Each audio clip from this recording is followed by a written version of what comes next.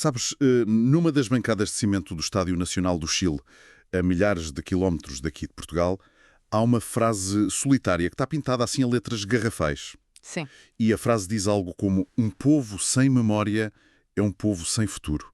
E quer dizer, é uma âncora pesadíssima deixada ali, precisamente para que não se esqueçam os horrores de uma ditadura e das pessoas que sofreram naquele exato local.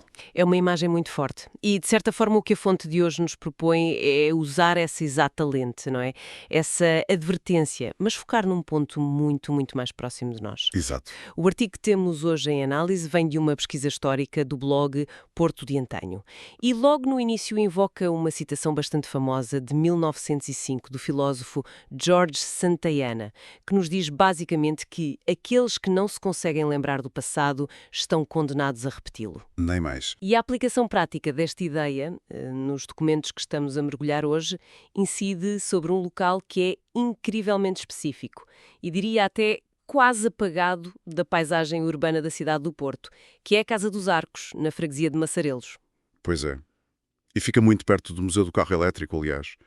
Numa zona por onde passam milhares de pessoas todos os dias, se calhar sem fazerem a mínima ideia. Completamente alheias, sim. Mas olha, antes de abrirmos as portas deste edifício e explorarmos o que lá dentro se passou, acho que há aqui uma declaração de intenções essencial que temos de fazer sobre o material que vamos dissecar. Sim, acho prudente. Pois porque os textos de hoje abordam o período do Estado Novo em Portugal e centram-se muito na atuação da Legião Portuguesa, que a nossa fonte descreve categoricamente como uma milícia de caráter fascista e repressivo. Certo. O enquadramento dado pelo documento é esse.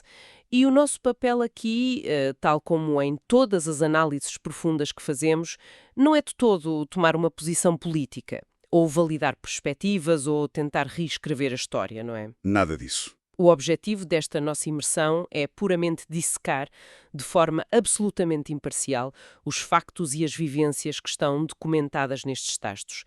Queremos perceber os mecanismos daquela época, tipo, como é que as coisas funcionavam na prática. Exatamente. E para quem nos ouve, se procuram conhecimento cru e têm aquele fascínio por descobrir os segredos que as paredes de edifícios abandonados escondem, esta exploração vai mostrar que a história e a memória coletiva é tudo menos a preto e branco. Nem sempre é linear, pois não? Bem, vamos então à Casa dos Arcos. Durante a primeira metade do século XX, os documentos dizem-nos que aquilo era uma propriedade privada, de um senhor chamado António Joaquim de Carvalho de Pinho e Sousa. Exato. Mas a viragem drástica acontece ali a 10 de fevereiro de 1942. Sim, que é o momento-chave em que o edifício transita para albergar os serviços sociais da Legião Portuguesa. E repara, nos primeiros tempos serviu até temporariamente a FNAT. A famosa FNAT, não é? A Federação Nacional para a Alegria no Trabalho. Essa mesma. Confesso que o próprio nome parece sair de um romance distópico. Alegria no Trabalho. Como é que isso se traduzia na realidade daquele espaço? Bem, a FNAT era uma ferramenta clássica de regimes autoritários. A lógica subjacente era assustadoramente simples, se pensares bem. Se o Estado conseguir controlar e organizar o tempo livre, o lazer e o descanso da classe trabalhadora... Evita chatices, basicamente. Exato. Evita que esse tempo livre seja usado para, sei lá, organização sindical ou outras atividades consideradas subversivas pelo regime.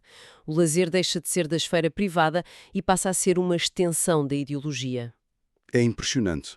Mas a verdadeira dimensão da Casa dos Arcos, o seu peso histórico, consolida-se mesmo em 1948, que é quando inauguram as novas instalações centrais de assistência social. Pois, e os documentos descrevem uma intervenção arquitetónica e logística massiva nessa altura.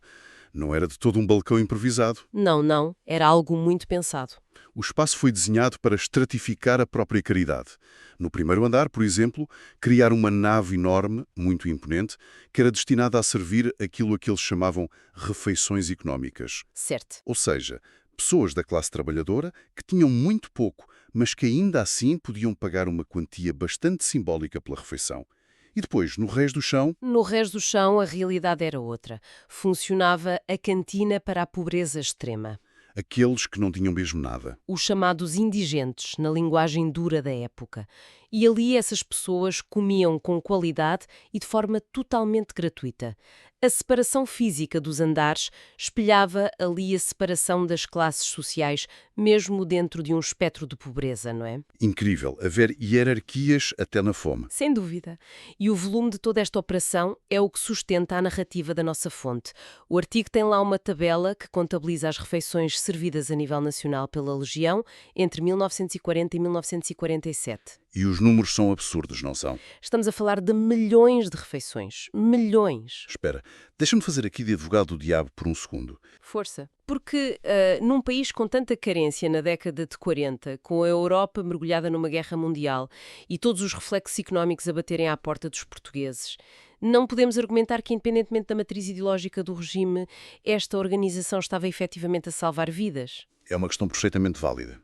É que como é que os documentos separam a genuína assistência social e o alívio imediato da fome da propaganda de um regime totalitário? É que a grande questão, segundo a fonte, é que a separação simplesmente não existe, porque os dois conceitos estavam propositadamente fundidos. O texto introduz aqui um conceito muito interessante que é a teoria da moeda e das duas faces. Ok. A caridade, neste contexto específico, não era vista como um ato de empatia desinteressada. Era, no fundo, um contrato de submissão não escrito. Estás a ver? Vamos lá descodificar isto, porque entra num campo quase de paradoxo e é fascinante. Claro, pensa assim. Quando uma estrutura estatal alimenta alguém que está literalmente a morrer à fome, isso gera uma gratidão primária, quase biológica, não é? Sim, a pessoa só quer sobreviver. Exato, e essa gratidão extrema cria conformismo. A assistência social funcionava ali como uma ferramenta de legitimação. Amortecia a oposição à tal outra face da moeda. Que era a repressão. A repressão pura e dura do regime, sim. É como eu gosto de usar metáforas informáticas, é como ter um disco rígido antigo, onde o antivírus que te protege o sistema e te impede de perder tudo, é, na verdade, o exato mesmo software que te está a roubar os dados em background e a vigiar cada clique que dás. É uma analogia fantástica. Para o utilizador, neste caso a população faminta, é impossível desinstalar o tal malware sem destruir a máquina que o mantém vivo. O prato de comida e a vigilância vêm no mesmo pacote. Ilustra perfeitamente o dilema, porque para muitas daquelas pessoas em Massarelos, a memória que fica da Legião Portuguesa e da Casa dos Arcos é a do prato de sopa quente. A salvação imediata. Sim, mas depois tens o reverso. No mesmo bairro, na mesma rua, a mesma organização promovia um clima de terror. A fonte descreve as denúncias constantes entre vizinhos, os interrogatórios policiais, as prisões sumárias. Era um medo profundo e paralisante. Mas lá está. Se esta tática da sopa e da caridade funcionava tão bem para manter a população dócil e dependente na década de 40, levanta-se uma dúvida. Qual? Porque o regime sentiu a necessidade de criar a Legião Portuguesa originalmente, uns anos antes, em 1936, com uma retórica que era tão agressiva, vocal e militarizada. A documentação mostra claramente que eles não nasceram para ser assistentes sociais. Longe disso.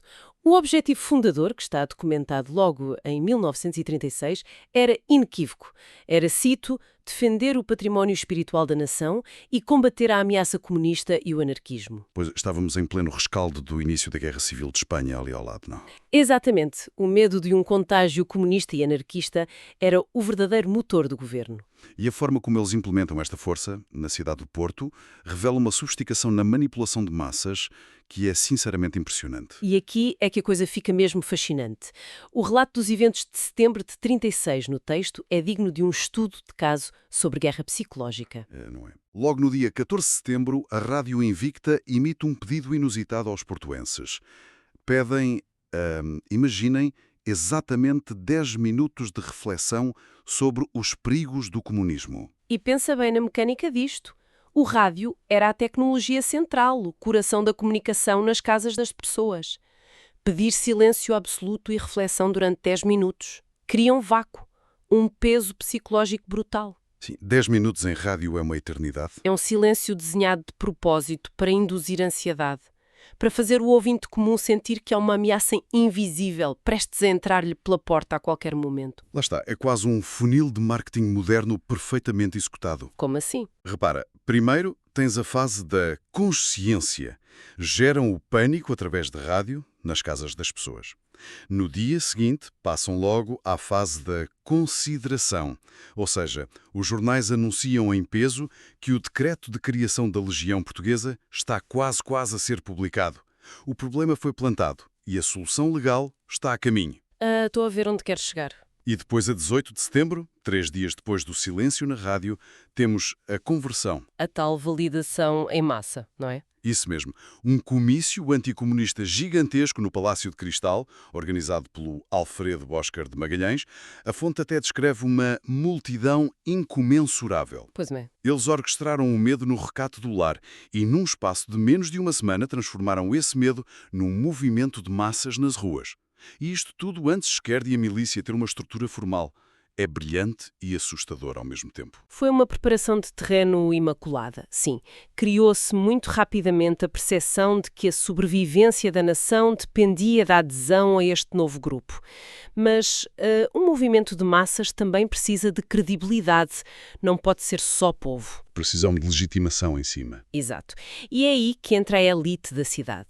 O texto refere que em janeiro de 1937, quando as primeiras instruções militares começam finalmente a ser dadas aos legionários nos quartéis, a linha da frente não é composta por cidadãos anónimos. Não de todo.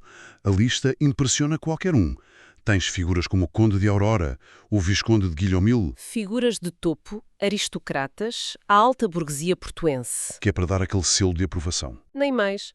Ao colocar essas figuras proeminentes a vestir a farda e a marchar, o regime passava uma mensagem claríssima à população. Tipo, isto não é uma força paramilitar marginal ou desorganizada. Isto é a nova ordem. E está validada pelo prestígio e pelo capital. Se os condes e os viscondes estão metidos nisto, a organização ganha uma aura de respeitabilidade que ninguém ousa questionar. Inquestionável, sim, e a partir desse momento a ocupação do espaço físico da cidade avança a um ritmo alucinante. Pois, em 2 meses abrem inscrições na Avenida dos Aliados para a Brigada Naval, muito direcionada a capitães da Marinha Mercante e elites dos clubes náuticos. Certo? E logo em dezembro desse mesmo ano, inauguram a Casa do Legionário ali na zona de Sedufeita, ou seja, eles estavam literalmente a dominar a geografia da cidade. Eles queriam estar em todo o lado. Mas essa expansão territorial leva-nos a uma questão muito prática sobre a operação no terreno. Como é que esta malha apertava o cerco no dia-a-dia? Quer dizer, qual era o mecanismo prático de controlo? E como é que isso se distinguia, por exemplo, da PIDE? Essa distinção é fundamental para percebermos como a vigilância operava de forma tão eficaz. A PIDE ou a PVDE, e mais tarde a DGS, consoante a época, era a polícia secreta profissional. Eram os investigadores formais, oficiais do Estado. Sim, os agentes encapuzados, por assim dizer. Exato. A Legião Portuguesa, por outro lado, operava como a capilaridade do regime.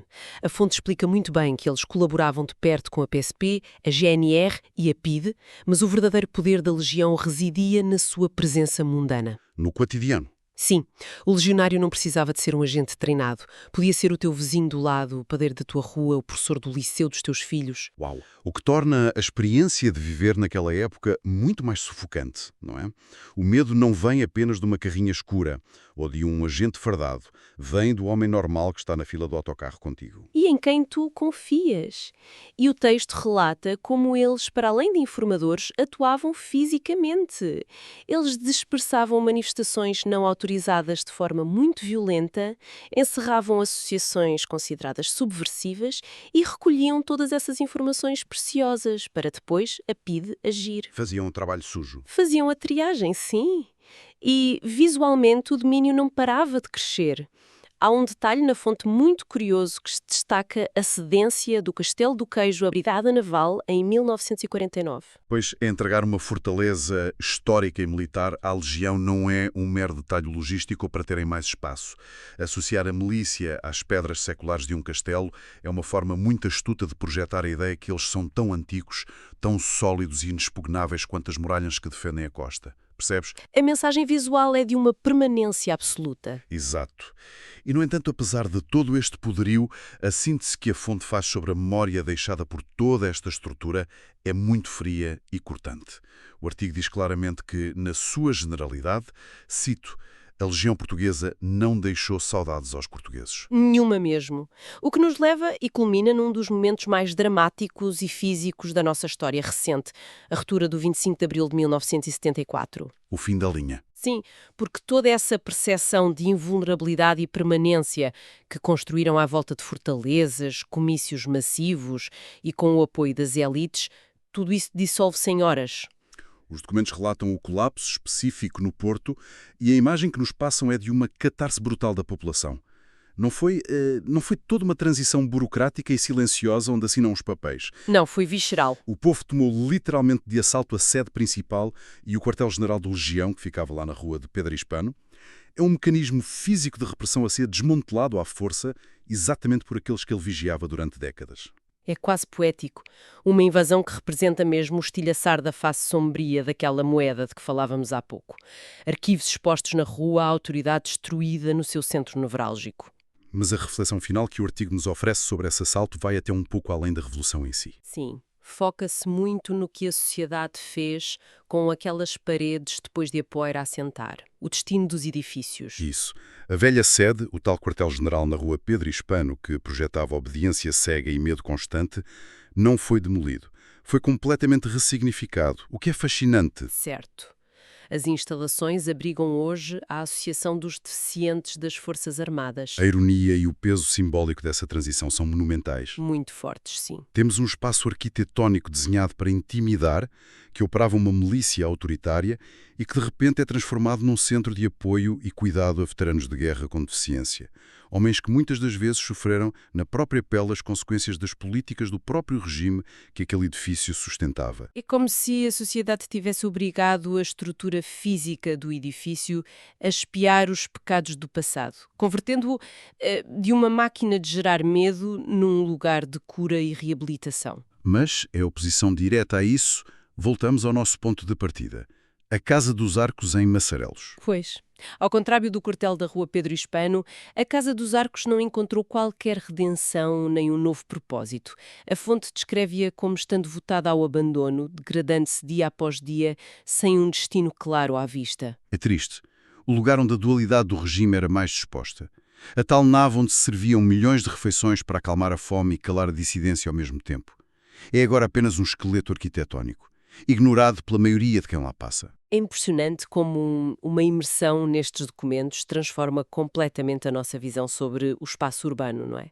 Um prédio esburacado, a cair de maduro ali perto da linha do elétrico, deixa de ser apenas uma ruína e passa a ser lido como uma cápsula do tempo. Carregada de ambiguidades. E lidar com isto não é uma questão de saudosismo nem mera curiosidade histórica.